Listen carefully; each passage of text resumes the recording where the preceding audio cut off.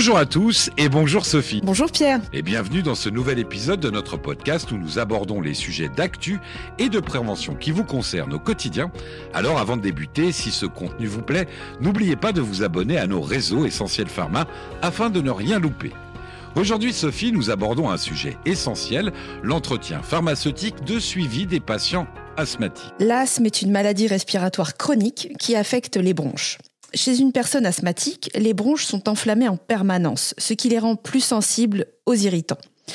En réponse à certains facteurs déclenchants, allergènes, pollution, effort, infection ou froid, les muscles des bronches se contractent, réduisant le diamètre des voies respiratoires. Cette réaction entraîne une difficulté à respirer, des sifflements, une toux et parfois des crises sévères. Selon l'assurance maladie, environ 4 millions de Français souffrent d'asthme, nécessitant un suivi régulier. L'asthme existe sous plusieurs formes en fonction des facteurs déclenchants et des mécanismes sous-jacents. L'asthme allergique, lié à une réaction immunitaire face à des allergènes, les acariens, les pollens, les poils d'animaux, les moisissures, c'est la forme la plus fréquente, notamment chez l'enfant. L'asthme d'effort, déclenché par l'activité physique due à une irritation des bronches lors d'une respiration rapide et profonde. L'asthme non allergique, causé par des irritants, pollution, tabac, infection, stress, sans réaction allergique. Et enfin, l'asthme sévère, résistant aux traitements standards, nécessitant un suivi spécialisé avec des biothérapies. L'asthme peut être aggravé par divers éléments. Les allergènes, acariens, pollen, poils d'animaux, moisissures. La pollution atmosphérique, les particules fines, la fumée de cigarette. Et les infections respiratoires, rhume, bronchite, grippe, un effort physique intense, en particulier par temps froid et sec. Des facteurs émotionnels comme le stress et l'anxiété. Le diagnostic de l'asthme repose sur un interrogatoire clinique, analyse des symptômes, fréquence des crises, facteurs déclenchants. Une spirométrie, c'est-à-dire un test mesurant la capacité respiratoire et la réversibilité de l'obstruction bronchique, après administration d'un bronchodilatateur, un test de provocation bronchique. En cas de doute, il consiste à exposer le patient à un agent irritant pour voir sa réaction. Enfin, des tests allergologiques pour identifier d'éventuelles allergies associées. L'asthme se traite au quotidien. L'objectif du traitement est de réduire l'inflammation, de prévenir les crises et d'améliorer la qualité de vie. Il repose sur les traitements de fond à prendre quotidiennement. Corticostéroïdes inhalés qui réduisent l'inflammation des bronches. Bronchodilatateurs de longue durée associés aux corticoïdes pour maintenir une ouverture des bronches. Biothérapie en cas d'asthme sévère et allergique. Il nécessite également des traitements de crise en cas de symptômes, bronchodilatateurs de courte durée qui agissent rapidement pour soulager la gêne respiratoire, corticostéroïdes oraux qui réduisent l'inflammation des bronches, anticholinergiques inhalés utilisés en complément en cas de crise sévère. L'asthme est une maladie chronique, mais bien contrôlée, il permet de vivre normalement. Chez certains enfants, les symptômes diminuent avec l'âge.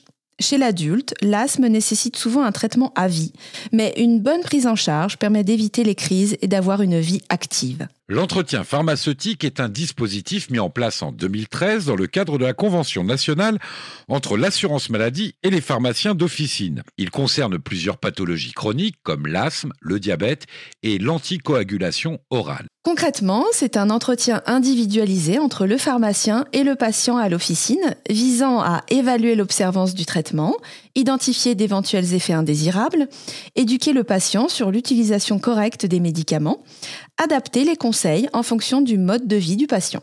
Ce suivi est essentiel car il permet de réduire les risques de complications et d'améliorer la qualité de vie des patients. Prenons l'exemple d'un patient asthmatique.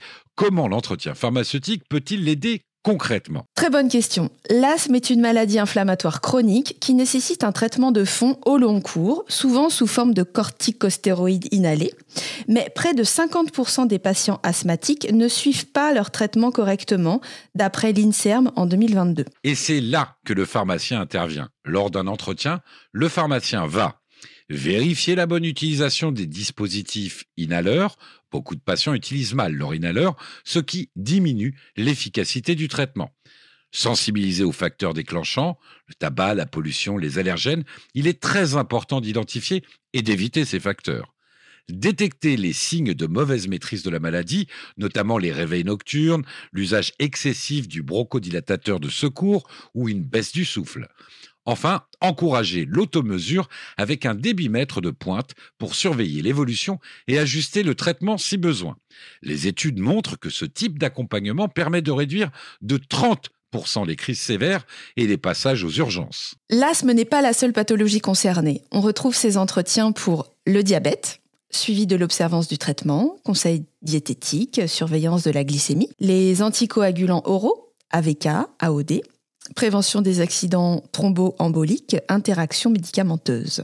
L'insuffisance cardiaque, éducation sur l'hygiène de vie, suivi des effets secondaires des traitements. Dans tous ces cas, l'objectif est d'améliorer le suivi des traitements et d'éviter les complications. C'est un vrai moment d'échange, d'écoute et d'éducation thérapeutique. Concrètement, comment se déroule un entretien pharmaceutique en officine ? Un entretien dure environ 20 à 30 minutes et se déroule en plusieurs étapes. Tout d'abord, nous accueillons le patient dans un espace de confidentialité, souvent une cabine ou une pièce dédiée dans l'officine.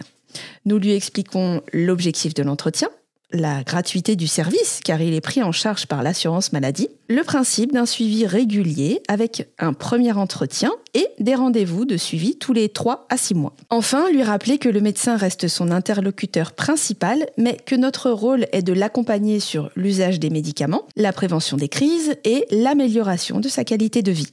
Une fois le patient installé, nous allons poser plusieurs questions pour mieux comprendre son asthme. Depuis combien de temps souffrez-vous d'asthme ? À quelle fréquence avez-vous des symptômes, toux, essoufflement, crise nocturne ? Utilisez-vous votre traitement de fond tous les jours ? Avez-vous recours souvent à votre bronchodilatateur de secours ? Savez-vous identifier les facteurs déclenchants ? Nous utilisons souvent un questionnaire standardisé comme l'Asthma Control Test, ACT, qui permet d'évaluer le niveau de contrôle de l'asthme. Une étape essentielle est sans doute l'explication des traitements. Quels sont les points à vérifier ? Absolument. Beaucoup de patients n'utilisent pas correctement leur inhaleur, ce qui diminue l'efficacité du traitement.